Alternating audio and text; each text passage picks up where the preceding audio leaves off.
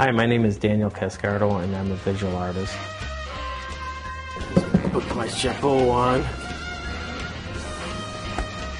My artwork is considered more impromptu or abstract, but it's developed from an idea. I don't just work on the canvas or the drawing without having an idea of what I'm going to be doing, what colors I choose, or what symbols and shapes I want to put on there are all kind of spontaneous. I was trying to learn how to spin the brush like a drummer, and I don't think I can do it, but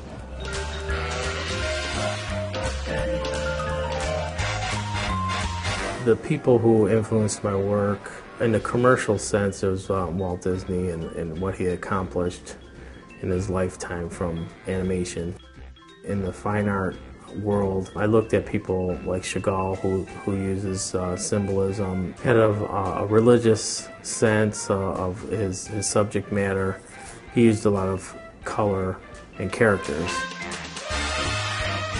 After art school, I moved to Chicago, and I did a lot of work there, just trying to find a creative voice, and basically that's a style that I came up with now. And if I look through some of my drawings as a kid, growing up, a lot of the same elements are still in my work, like spirals. I use a lot of spirals, and birds and fish.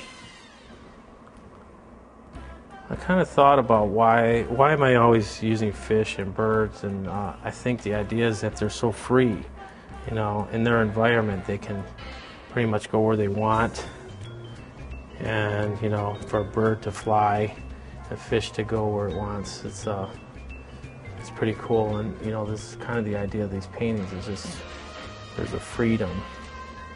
I like working on different surfaces, wood and metal and glass. It basically boils down to the drawing and painting end, and then I incorporate it in different mediums.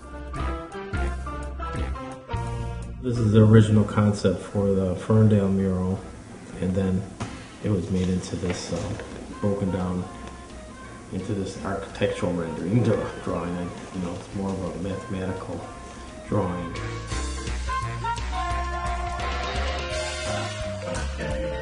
This is one of the third concepts for the Ferndale mural. You know, there's a lot of activity going on.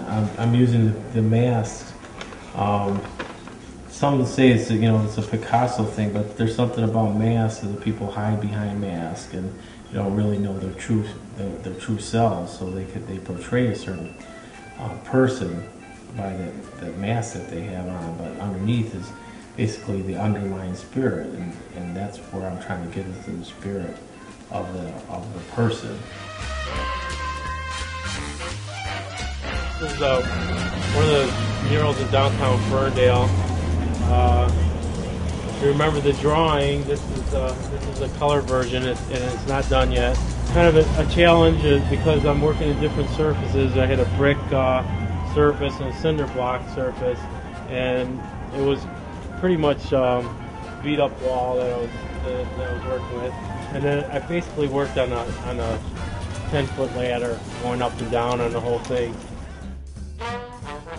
I want people to experience something positive from my artwork. You know, they like the imagery. They're not threatened by it, and they like the colors, and what I see is just this joy that comes out. And I think it's the child inside. You know, I want them to tap into that child and feel, you know, either entertained or just happy. You know, the images aren't dark, and they're not something that, you know, we have enough darkness around us. And if you see kids looking at my work, you really know what I'm trying to portray, because they get it. You know, they like the candy bars, they like the color, the fish with 3 eyes, and you know, it just brings them to a fantasy place. But you get more of a reward from just contributing something to our society, something that's beautiful. You know, taking something like a brick wall that has a no parking sign on it and creating something that's going to make you smile when you walk by.